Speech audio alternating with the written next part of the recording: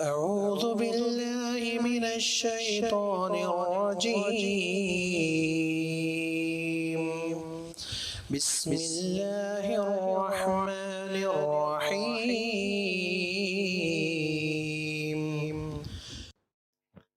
بسم الله والحمد لله والصلاة والسلام على رسول الله وبعد، فأعوذ بالله من الشيطان الرجيم. بسم الله الرحمن الرحيم. والسابقون الأولون من المهاجرين والأنصار والذين اتبعوهم بإحسان رضي الله عنهم ورضوا عنه وأعد لهم جنات تجري تحتها الأنهار خالدين فيها أبدا، ذلك الفوز العظيم. وقال أيضا: محمد رسول الله والذين معه أشداء على الكفار رحماء بينهم. وقال النبي صلى الله عليه وسلم: لا تسبوا أصحابي، لا تسبوا أصحابي، فوالذي نفسي بيده لو أن أحدكم أنفق مثل أحد ذهبا ما أدرك مد أحدهم ولا نصيفه، متفق عليه. وقال أيضا: خير القرون قرني ثم الذين يلونهم ثم الذين يلونهم، متفق علیہ. سب سے پہلے میں اللہ کے بے انتہا انعامات و اکرامات و احسانات کا شکر گزار ہوں، اور ہر قسم کی حمد و ثنا اسی کے لیے لائق و زیبا ہے جس نے دین نازل کیا اور مکمل کیا. درود و سلام ہو اللہ کے رسول صلی اللہ علیہ وسلم پر. یا ایہا الرسول بلغ ما انزل الیک من ربک، جو تبلیغ رسالت کی ذمہ داری آپ کو دی گئی تھی اس کو آپ نے بحسن خوبی نبھایا، اور آپ نے حجۃ الوداع کے موقع پر 1,00,000 سے زائد صحابہ اکرام کو گواہ بنایا. حل بلغت؟ تو صحابہ اکرام نے کہا قد بلغت وادیت ونصحت. پھر یہاں موجود اسٹیج پر ذمہ داران اور علماء کرام اور حاضرین، جیسا کہ جو موضوع بتایا گیا اور واقعی وقت کی ضرورت اور حالات کا جو تقاضا ہے، صحابہ اکرام کی عظمت پر یہ جو پروگرام ہے اور اس میں جو کڑی ہے صحابہ اکرام اور آل بیت کی جو رشتہ داریاں ہیں، اس پہلو کو میں انشاءاللہ کچھ تمہیدی باتوں کے بعد انشاءاللہ اجاگر کرنے کی کوشش کروں گا. جو میں نے آیت پڑھی ہے جس میں جو رضی اللہ عنہم ورضوا عنہ یہ جو کہا گیا ہے، اسے آپ ذرا غور سے سنیں کہ صحابہ اکرام یہ وہ جماعت ہے جنت میں جنتیوں کو جو آخری نعمت ملے گی اللہ کی رضامندی. جنت میں جو جنتیوں کو آخری نعمت جو ملے گی اللہ کی رضامندی، جس کے بعد اللہ کبھی ناراض نہیں ہوں گے. یہ نعمت اللہ تعالیٰ نے صحابہ اکرام کو اسی دنیا میں دے دی تھی. یہ ہیں صحابہ اکرام رضوان اللہ علیہم اجمعین. یہ وہ جماعت ہے جنہوں نے اللہ کے رسول صلی اللہ علیہ وسلم پر نازل شدہ شریعت کو لوگوں تک پہنچانے میں کوئی کمی نہیں کی. یہ وہ مبارک گروہ ہے صحابہ اکرام کا جنہوں نے دین کی کامیابی، کامرانی اور سربلندی میں اپنے جان کی قربانی، اپنے مال کی قربانی، اپنے وطن عزیز کی قربانی، اپنے رشتہ داروں کی قربانی، ہر چیز کی قربانی ان صحابہ اکرام نے دی. یہ صحابہ اکرام جو بھٹکتی ہوئی انسانیت ہے اس کو راہ راست پر لانے کے لیے ہر ممکنہ کوشش کو انہوں نے کیا. ذرا اندازہ لگائیں، اللہ کے رسول صلی اللہ علیہ وسلم کے ایک حکم پر حبشہ جیسا ملک جو کہ ایک الگ بر اعظم ہے، جہاں کا دین مختلف ہے، جہاں کا کلچر الگ ہے، جہاں رنگ و نسل، آب و ہوا سب کچھ مختلف، لیکن اللہ کے رسول صلی اللہ علیہ وسلم کے ایک اشارے پر صحابہ اکرام اس انجانے علاقے میں اور ایک نئے شہر میں بسنے کے لیے تیار ہو جاتے ہیں. یہ ہیں صحابہ اکرام رضوان اللہ علیہم اجمعین. صحابہ اکرام، اب ان کے اندر جو جذبہ اطاعت تھا اس کو اس واقعے سے آپ تصور میں لانے کی کوشش کریں. شراب کی حرمت پر کتنے قوانین آتے ہیں، کتنے پینالٹیز لگتے ہیں، سب کچھ، لیکن شراب کم نہیں ہوتی ہے. لیکن اللہ کے رسول صلی اللہ علیہ وسلم کے ایک حکم پر ان صحابہ اکرام نے جتنا ان کے پاس شراب ذخیرہ کیا ہوا موجود تھا مدینے کی گلیوں میں انڈیل دیتے ہیں، صرف ایک حکم پر. یہ وہ صحابہ ہیں جب خیبر کے موقع پر پالتو گدھوں کا گوشت پکا ہوا تیار موجود تھا، سفر کی مشقت تھی، بھوک کا وقت تھا، سفر پر تھے، جنگ کی حالت تھی، لیکن ایک منادی کی جو آواز آئی کہ اللہ اور اس کے رسول نے آج پالتو گدھوں کے گوشت کی حرمت کا اعلان کیا ہے، یہ سننے کے ساتھ تمام صحابہ اکرام جتنے بھی پکے ہوئے دیگ تھے ان تمام دیگوں کو الٹ دیا. تو یہ صحابہ اکرام ہیں جو دین کی سربلندی کے لیے ہر قسم کی قربانی دی. سعد ابن معاذ، ان کی زندگیاں کتنی مبارک تھی دیکھیں. صرف 5 سال کی زندگی رہی سعد ابن معاذ کی. 31 سال میں اسلام لائے، 33 میں بدر، 34 میں احد اور 36 میں احزاب، اور اس میں شہید ہو جاتے ہیں. لیکن اتنے کارنامے انجام دیے کہ ان کے کہنے پر ایک ہی دن میں بنو عبد الاشہل پورے کا پورا قبیلہ اسلام قبول کیا.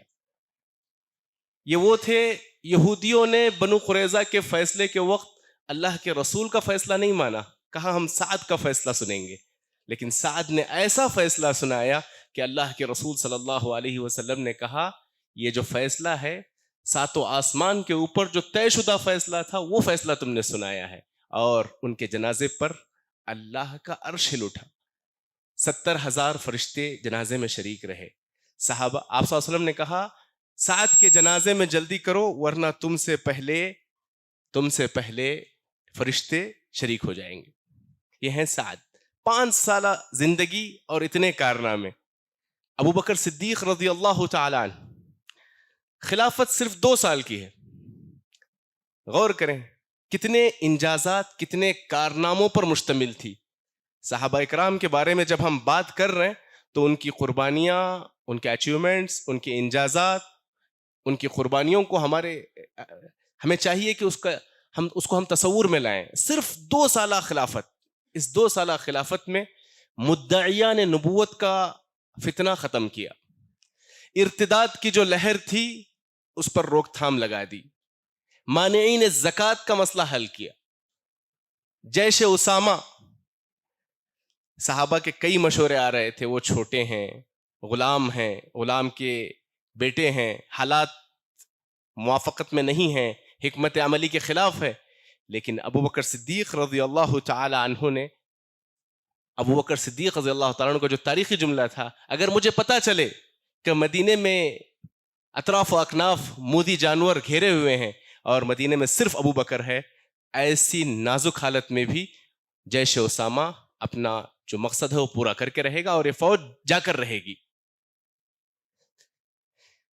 اور اس کے علاوہ قرآن مجید کو جمع کرنا، اور ان کی زندگی میں 10 مبشرہ میں کتنے لوگ اسلام قبول کرتے ہیں، اور دیگر کارنامے، غلاموں کی ایک بڑی تعداد اسلام قبول کی، اور ہجرت پر جتنا بھی خرچ آیا وہ ابو بکر صدیق نے اٹھایا. تو اس سے پتہ چلتا ہے کہ ان کی زندگیاں بڑی مبارک تھی. 2 سال میں 2 صدیوں کا کام انہوں نے کیا. دیکھیں اللہ کے رسول صلی اللہ علیہ وسلم نے صحابہ کو ایسے تیار کیا تھا، اور صحابہ نے اپنے بعد والوں کو ایسے تیار کیا تھا کہ صرف وفات رسول کے 10 سال بعد صحابہ اکرام وقت کے 2 عظیم سلطنتوں سے ٹکر لیتے ہیں، روم اور فارس.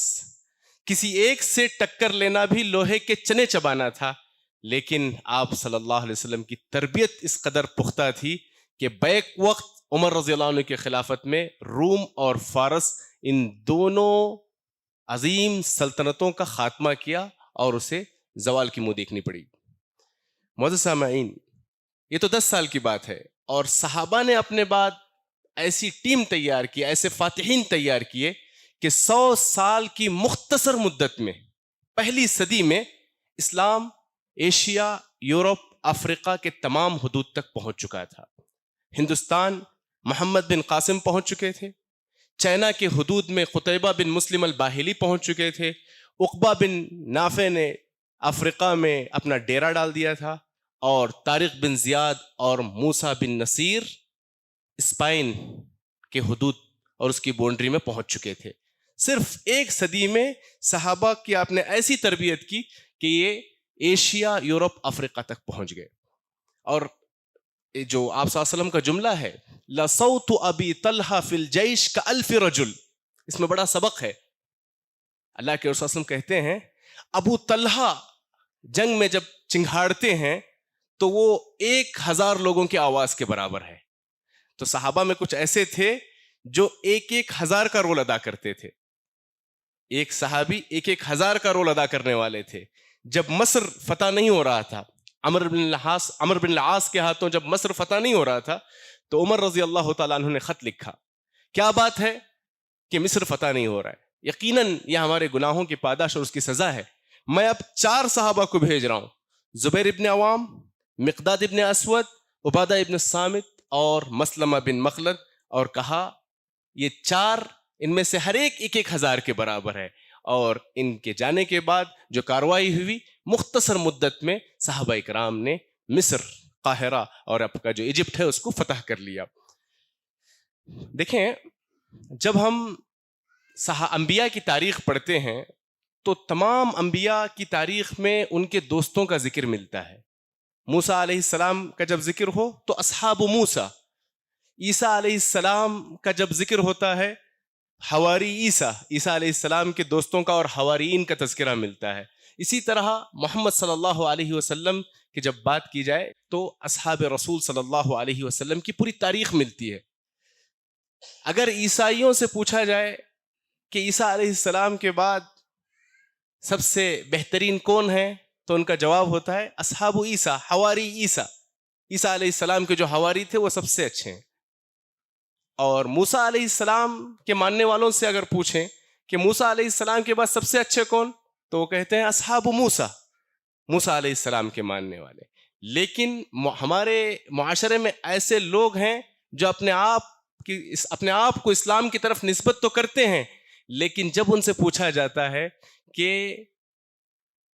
اللہ کے رسول صلی اللہ علیہ وسلم کے بعد سب سے برے کون ہیں، تو وہ کہتے ہیں اصحاب محمد صلی اللہ علیہ وسلم۔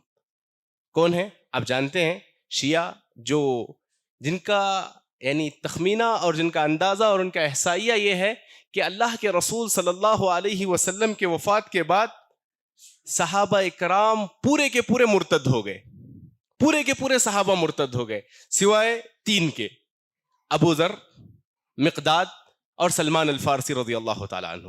یہ لوگوں کا عقیدہ ہے کہ پورے کے پورے صحابہ مرتد ہو گئے سوائے 3 کے۔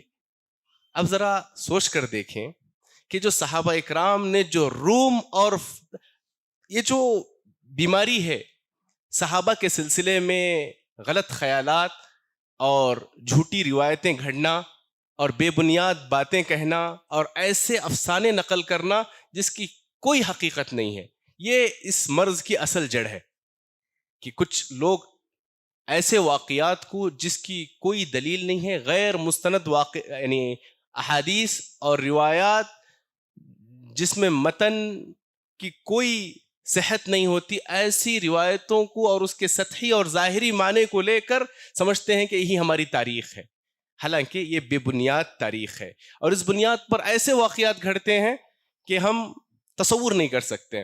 دیکھیں، روایات ہیں کہ صرف 3 صحابہ تھے جو اسلام پر قائم رہے۔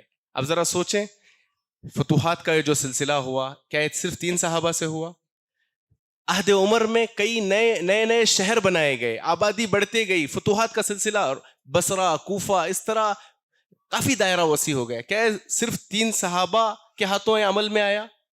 جزیرۃ العرب جس کو مکمل مسلمانوں نے فتح کیا، اس کی دینی، تعلیمی، رفاہی، سیاسی، تعمیری ایک مکمل جو سسٹم قائم کیا صحابہ کے عہد میں، عہد خلفاء الراشدین میں، کیا یہ صرف 3 لوگوں کی کارکردگی تھی؟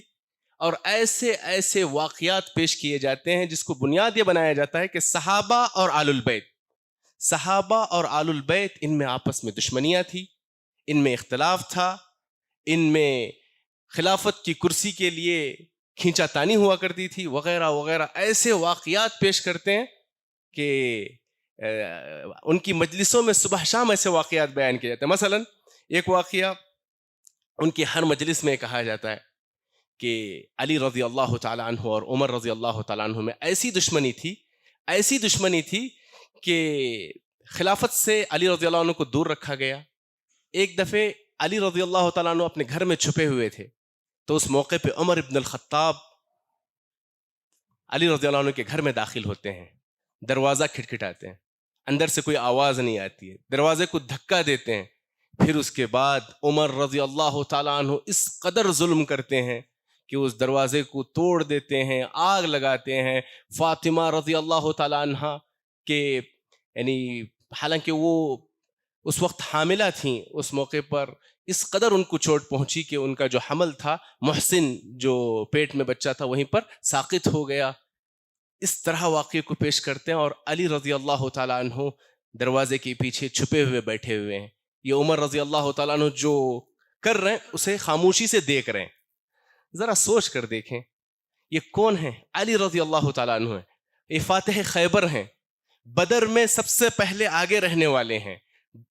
عمرو ابن عبد عد جو خندق کے موقع پر چھلانگ لگا کر پہنچا تھا اس کا مقابلہ کرنے والے ہیں. سب سے بہادر صحابی کو ایسے پیش کرتے ہیں جو سب سے بزدل کارکردگی ہے.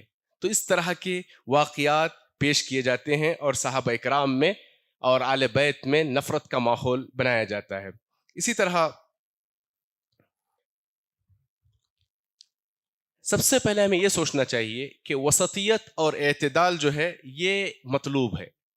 انبیاء علیہم السلام کے سلسلے میں یہود اور نصارہ کا جب ہم جائزہ لیتے ہیں تو ایک طرف یہودیوں نے انبیاء کے ساتھ بڑی زیادتیاں کی, ان کی تذلیل کی, یہاں تک کہ ان کا قتل بھی کیا, اور دوسری طرف نصارہ انبیاء علیہم السلام اور خصوصاً عیسیٰ علیہ السلام کو اتنا مبالغہ کیا اور غلو کیا کہ ان کو اللہ کا بیٹا بنا دیے یا اللہ کے مقام پر پہنچا دیے. یہ دونوں افراط و تفریط اور غلو اور خلو کا جو ماحول ہے, دین اسلام اس میں وسطیت کی تعلیم دیتا ہے کہ ہم تمام انبیاء کا احترام کریں گے, اور احترام کا مطلب یہ نہیں ہے کہ ہم ان کے سلسلے میں غلو کریں. اور یہی بات صحابہ اکرام اور آل بیت کے سلسلے میں جب ہم گفتگو کرتے ہیں تو اسی وسطیت اور اعتدال کی ہمیں تعلیم دی گئی ہے. کیونکہ جو فرقے اسلام کی طرف اپنے آپ کی نسبت کرتے ہیں, حالانکہ ہے نہیں, ایسے فرقوں میں ہم دیکھتے ہیں کہ وہ افراط و تفریط کا شکار ہیں. جیسے نواصب اور خوارج ہیں, وہ آل بیت سے نفرت کرتے ہیں, ان کے خلاف نفرت ان کے دلوں میں کوٹ کوٹ کے بھری گئی ہے, اور آل بیت محبت کے نام پر علی رضی اللہ تعالیٰ عنہ کو رب کا مقام تک دے دیتے ہیں. یہ جو غلو اور خلو ہے, افراط و تفریط ہے, اسلام اس سے پاک ہے, اور اسلام کی تعلیم ہے ایاکم والغلو فانما ہلک من کان قبلکم بالغلو فی الدین, کہ جتنی بھی تباہی آئی ہے وہ دین میں غلو کرنے کی وجہ سے ہے. اور روافض شیعہ جہاں پر آل بیت کی عزت و تکریم کرتے ہیں, وہیں پر صحابہ اکرام کے سلسلے میں بہت برا تصور رکھتے ہیں, غلط عقیدہ رکھتے ہیں. یہ بالکل درست نہیں ہے, جو اسلامی تعلیمات کے خلاف ہے. جب ہم آل بیت کی بات کریں, آل بیت یہ کون ہیں؟ آل بیت سے مراد بنو ہاشم اور بنو عبد المطلب ہیں, جس میں آل علی, آل جعفر اور آل عباس یہ شامل ہیں. شیعہ کی سب سے بڑی اہم کوشش یہ ہوتی ہے کہ آل بیت جب کہا جائے تو سب سے پہلے اللہ کے رسول صلی اللہ علیہ وسلم کی بیویوں کو باہر نکالتے ہیں, اما حفصہ, اما عائشہ اور دیگر امہات المؤمنین, سب سے پہلے ان کو باہر نکالتے ہیں. اور اگر دیکھا جائے قرآن مجید کی جو آیت ہے انما یرید اللہ لیذھب عنکم الرجس اہل البیت ویطہرکم تطہیرا, سورہ احزاب کی جو آیت ہے, اس آیت سے پہلے اور بعد سب کچھ وہ ازواج النبی, آپ صلی اللہ علیہ وسلم کے بیویاں اور امہات المؤمنین کے سلسلے میں پوری آیات نازل ہوئی ہیں. لیکن ان کی پوری کوشش ہوتی ہے کہ آل بیت سے تمام آپ صلی اللہ علیہ وسلم کی بیویوں کو نکالا جائے. دیکھیں یہ جو آپ صلی اللہ علیہ وسلم کی بیویاں ہیں وہ نسب اور قرابت کی بنیاد پر آل بیت میں داخل نہیں ہوئی ہیں، بلکہ اللہ کے رسول صلی اللہ علیہ وسلم کے بیوی ہونے کے ناطے، بیویاں ہونے کے ناطے وہ آل بیت میں داخل ہوئے ہیں۔ اور قرآن مجید میں جہاں اہل کا لفظ استعمال ہوا ہے، اذ قال موسیٰ لأہلہ انی آنست نارا، اہل سے مراد وہاں بیوی مراد ہے۔ اسی طرح قالوا وتعجبین من امر اللہ رحمۃ اللہ وبرکاتہ علیکم اہل البیت، ابراہیم علیہ السلام کو جو واقعہ ہے وہاں بھی مراد آل بیت سے وہ ابراہیم علیہ السلام کی اہلیہ ہیں۔ اب دیکھیں، جب آل بیت کی جب بات ہم کرتے ہیں تو اس میں یقیناً اللہ کے رسول صلی اللہ علیہ وسلم کا خانوادہ شامل ہے، لیکن اس کا مطلب یہ نہیں ہے کہ وہ گناہ کریں، اللہ کے ساتھ شرک کریں تب بھی انہیں وہ درجہ حاصل ہوگا، ایسی بات نہیں ہے۔ ابو طالب جو خود آپ صلی اللہ علیہ وسلم کے خاندان سے آتے ہیں، لیکن کل قیامت کے دن سب سے ہلکا عذاب انہی کو دیا جائے گا۔ اور اللہ کے رسول صلی اللہ علیہ وسلم نے کہا یا فاطمہ بنت محمد اعملی فانی لا اغنی عنک من اللہ شیئا، اے فاطمہ تمہیں جو عمل کرنا ہے اس دنیا میں کرنا، آخرت میں تمہیں کوئی کام نہیں آؤں گا۔ اور خود اللہ کے رسول صلی اللہ علیہ وسلم نے کہا لو ان فاطمہ بنت محمد لسرقت لقطعت یدہا، اگر فاطمہ بنت محمد بھی اگر چوری کرے تو میں اس کے ہاتھ کاٹوں گا۔ من بطأ به عملہ لم یسرع به نسبہ، جس شخص کا عمل اسے پیچھے چھوڑ دے اسے اس کا خاندان، اس کا حسب و نسب کبھی آگے نہیں کر سکتا۔ یقیناً اہل بیت کے سلسلے میں بے شمار فضائل ہیں۔ فاطمہ سیدۃ نساء اہل الجنہ، جنت کی شہزادی ہوں گی، تمام خواتین کی سردار ہوں گی۔ اور آپ صلی اللہ علیہ وسلم نے کہا حسن والحسین سیدہ شباب اہل الجنہ، جنت کے نوجوانوں کے سردار ہوں گے۔ اور آپ صلی اللہ علیہ وسلم نے خصوصاً حسن رضی اللہ عنہ کے بارے میں کہا ان ابنی ھذا سید، حسن یہ جو ہے نا ایک سردار ہیں، یہ مسلمانوں کے دو بڑی جماعتوں میں جو اختلاف ہوگا اس اختلاف کو ختم کرنے کا جو کارنامہ ہوگا ان کے ہاتھوں عمل میں آئے گا۔ اب دیکھیں صحابہ اکرام میں خصوصاً ابو بکر صدیق رضی اللہ تعالی عنہ اور عمر رضی اللہ تعالی عنہ، عثمان رضی اللہ تعالی عنہ، ان تمام کی زندگی کا اگر ہم جائزہ لیں تو ان کی پوری زندگی میں انہوں نے آل بیت کے ساتھ جو رویہ اختیار کیا اور آل بیت نے ان خلفاء کے ساتھ اور دیگر صحابہ کے ساتھ جو رویہ اختیار کیا، اس سے پتہ چلتا ہے کہ ان کے درمیان باہمی الفت تھی، اکرام اور احترام کا ماحول تھا۔ اب دیکھیں ابو بکر صدیق رضی اللہ تعالیٰ عنہ کہتے ہیں والذی نفسی بیدہ لقرابۃ رسول اللہ صلی اللہ علیہ وسلم احب الی ان اصل من قرابتی، کہتے ہیں کہ اللہ کی قسم جس کے ہاتھ میں میری جان ہے، رسول اللہ صلی اللہ علیہ وسلم کے قرابت داریوں کو جوڑنا مجھے اپنے رشتہ داروں کی رشتہ داری کو جوڑنے سے زیادہ افضل ہے۔ تو اس سے آپ کو پتہ چلے گا کہ اللہ کے رسول صلی اللہ علیہ وسلم کے جو صحابہ تھے ان کے دلوں میں آل بیت کے لیے کتنی جگہ تھی۔ ایک جگہ فرماتے ہیں ارقبوا محمدً صلی اللہ علیہ وسلم فی اہل بیتہ، محمد صلی اللہ علیہ وسلم کی مبارک صورت دیکھنی ہو تو تم اہل بیت میں اسے تلاش کرنا، ان کے ساتھ اچھا رویہ اختیار کرنا، ان کے ساتھ اچھا معاملہ کرنا۔ حسن رضی اللہ تعالی عنہ کے سلسلے میں ابھی آپ نے روایت سنی، ان کو لپٹ لیتے ہیں اور علی رضی اللہ عنہ کی موجودگی میں کہتے ہیں وَبِأَبِي شَبْهُ النَّبِيِّ لَيْسَ شَبِيهًا بِعَلِي، یعنی علی رضی اللہ عنہ کی موجودگی میں کہتے کہ حسن رضی اللہ تعالیٰ عنہ کی شباہت اللہ کے رسول صلی اللہ علیہ وسلم سے علی رضی اللہ عنہ کے مقابلے میں زیادہ ہے۔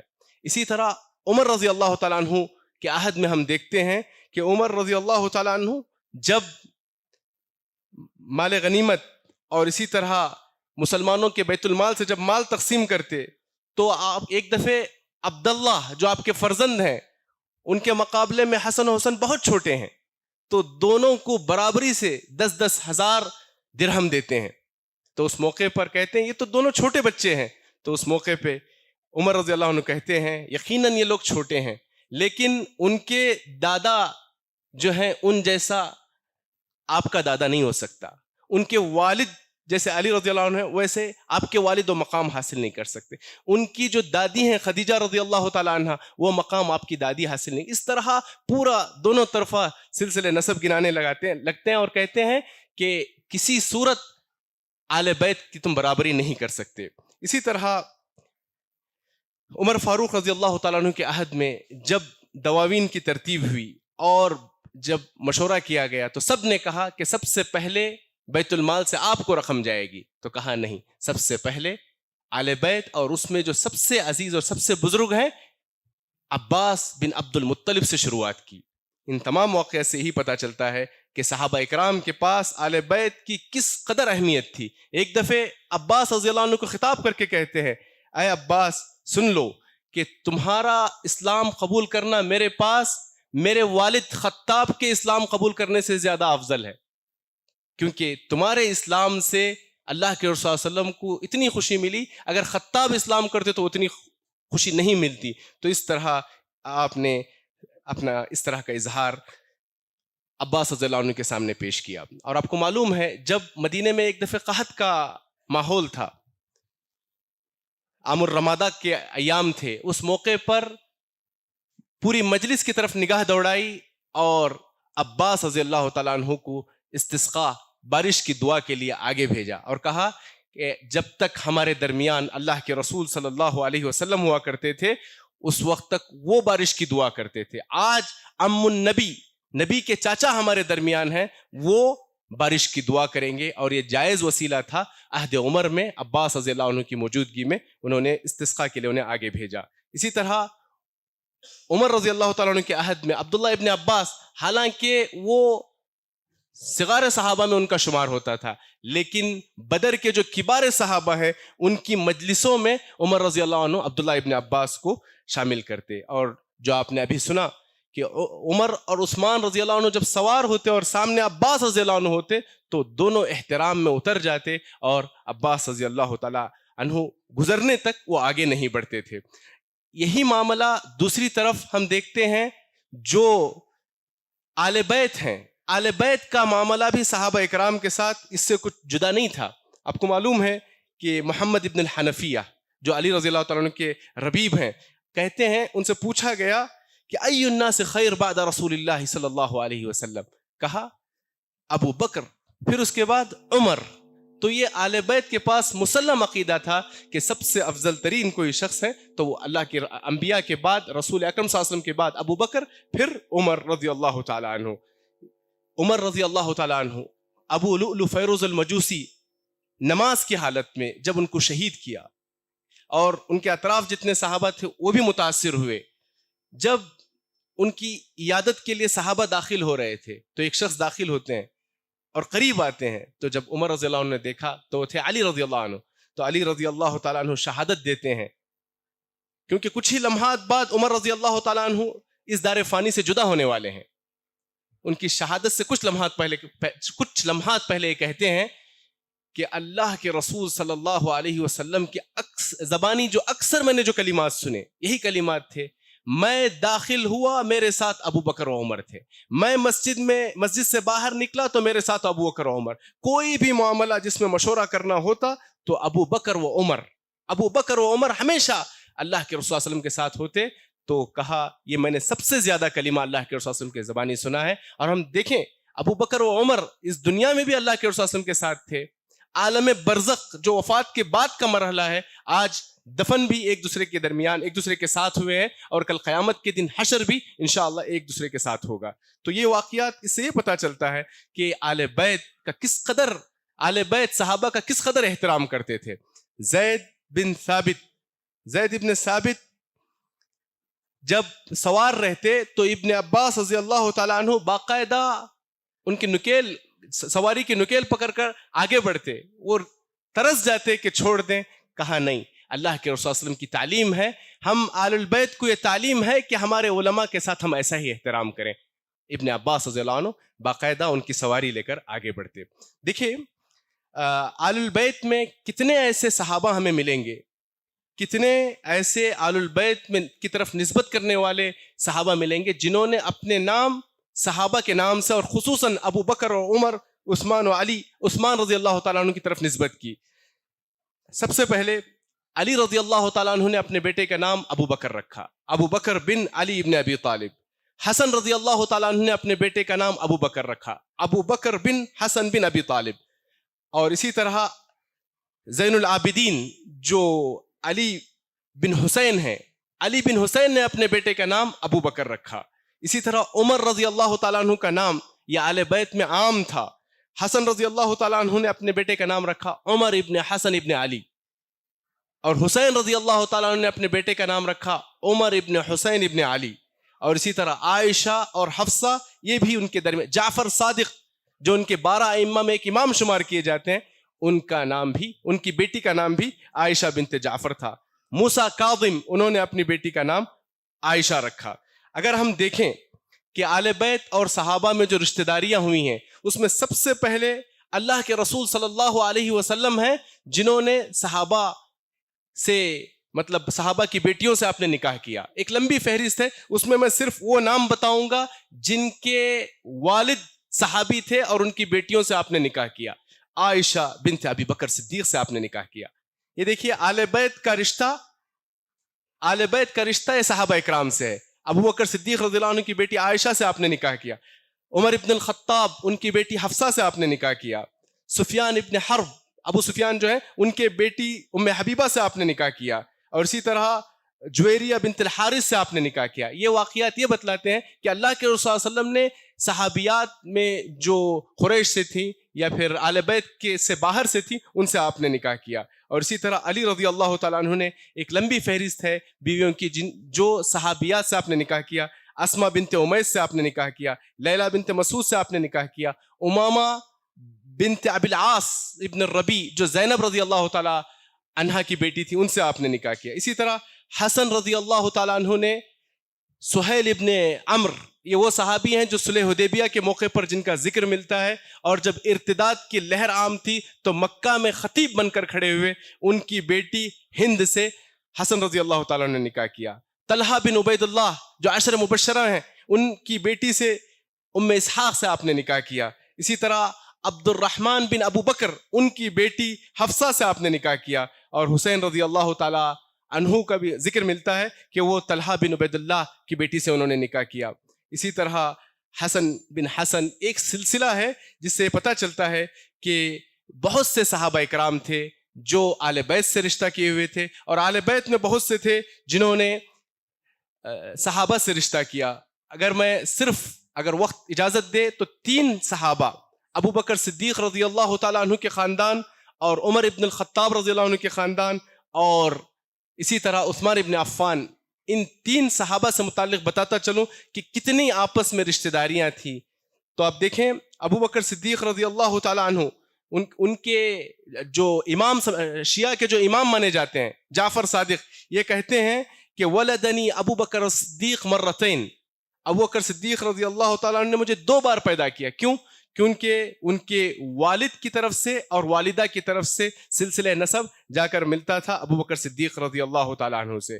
اور ابو بکر صدیق رضی اللہ تعالیٰ عنہ نے علی رضی اللہ عنہ کے جو سگے بھائی تھے، علی رضی اللہ عنہ کے جو سگے بھائی تھے جعفر بن ابی طالب الطیار، جعفر طیار، ان کی شہادت کے بعد ان کی اہلیہ اسما بنت امیس، ان سے ابو بکر صدیق رضی اللہ تعالیٰ عنہ نے نکاح کیا۔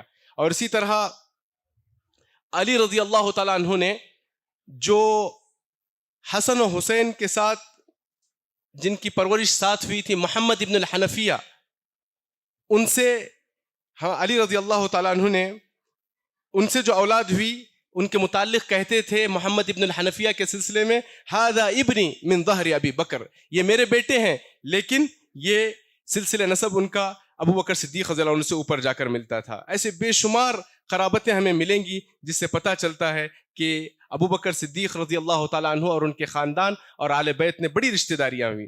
عمر ابن الخطاب رضی اللہ تعالیٰ عنہ جن کو فاروق کا لقب ملا، جو حق و باطل میں فرق کرنے میں ان کی مثال دی جاتی ہے، جن کے اس عہد میں اسلام روم و فارس تک پہنچا، اتنی بڑی عظیم شخصیت، ہم دیکھتے ہیں کہ ان کے اور آل بیت میں کتنی رشتہ داریاں ہوئیں۔ سب سے پہلے رشتہ داری خود ان کی بیٹی حفصہ رضی اللہ تعالیٰ عنہ کا نکاح اللہ کے رسول صلی اللہ علیہ وسلم سے انہوں نے کروایا۔ یہ خود اللہ کے رسول صلی اللہ علیہ وسلم اور عمر ابن الخطاب کی بیٹی کا آپس میں رشتہ ہے۔ پھر اس کے بعد دوسرا رشتہ عمر ابن الخطاب رضی اللہ تعالیٰ عنہ نے علی رضی اللہ تعالیٰ عنہ کی بیٹی ام کلثوم بنت علی سے خود عمر رضی اللہ تعالیٰ عنہ نے نکاح کیا۔ پھر اسی طرح اس کے بعد جو اس نکاح سے ام کلثوم سے جو نکاح ہوا اس سے پیدا ہوئے زید ابن عمر پیدا ہوئے، اور زید ابن عمر کہتے ہیں انا ابن الخلیفتین. اور عثمان رضی اللہ تعالیٰ عنہ اور آل بیت کا رشتہ کس قدر پختہ تھا اور آپسی باہمی تعلق تھا. آپ اندازہ لگائیں کہ اللہ کے رسول صلی اللہ علیہ وسلم نے سب سے پہلے رقیہ سے آپ کا نکاح کیا، رقیہ سے نکاح کیا، اور رقیہ کے ساتھ آپ نے حبشہ کی ہجرت کی، مدینے کی ہجرت کی، دو ہجرتیں نصیب ہوئی. اور عثمان رضی اللہ تعالی عنہ جب یوم بدر تھا، بدر کا دن تھا، تو اس موقع پر عثمان رضی اللہ تعالیٰ عنہ بدر میں شریک نہیں ہو سکے کیونکہ ان کی اہلیہ رقیہ بیمار تھیں. تو آپ نے ان کی تیمارداری کا حکم دیا، اور عثمان رضی اللہ تعالیٰ عنہ جب حالانکہ بدر میں موجود نہیں تھے اس کے باوجود مال غنیمت میں ان کو حصہ دیا، اور اسی تاریخ کو رقیہ رضی اللہ تعالیٰ عنہ وفات پاتی ہے. پھر اس کے بعد آپ نے دوسری بیٹی ام کلثوم سے ان کا نکاح کروایا. ام کلثوم تقریباً 9 ہجری تک ان کے ساتھ رہیں. ام کلثوم کی جب وفات ہوئی تو اللہ کے رسول صلی اللہ علیہ وسلم نے کہا کہ اگر میری تیسری بیٹی ہوتی، چاروں بیٹیوں کا نکاح ہو چکا تھا، 2 بیٹیوں کو ذوالنورین عثمان رضی اللہ عنہ کو دے چکے تھے، کہا اگر میری تیسری بیٹی ہوتی تب بھی میں عثمان رضی اللہ عنہ سے ان کا نکاح کراتا. تو اس سے یہ پتہ چلتا ہے کہ صحابہ اور آل بیت میں آپس میں کتنی رشتہ داریاں تھیں اور کس قدر آپس میں الفت تھی. اور یہ صحابہ اکرام اور آل بیت یہ ہمیشہ آپس میں رشتہ داریاں اور تعلقات احترام میں کبھی کمی نہیں کیے. لیکن کچھ لوگ ہیں جو ان کے سلسلے میں غلط واقعات، بے بنیاد واقعات، موضوع روایات، ان واقعات کا سہارا بنا کر اپنی دکان چلانے کے لیے ان صحابہ اور آل البیت میں ایک دشمنی کا ماحول بناتے ہیں. حالانکہ آل البیت اور صحابہ دونوں اس سے بری ہیں. یہ کچھ جھلکیاں تھیں، ورنہ اس سے اور زیادہ ایک لمبی فہرست ہے جس سے پتہ چلتا ہے کہ آل بیت اور صحابہ میں آپس میں بڑی گہرائی اور رشتہ داری تھی. انہی باتوں پہ میں اپنی بات ختم کرتے ہوئے، صحابہ اکرام سے متعلق ہمارا مطالعہ گہرا ہونا چاہیے. اس سے متعلق جتنے شکوک و شبہات ہیں اہل علم سے مراجعہ کر کے اس کا ازالہ کرنا چاہیے. وصلی اللہ تعالی علی نبینا محمد وعلی آلہ وصحبہ وسلم. والسلام علیکم ورحمۃ اللہ وبرکاتہ.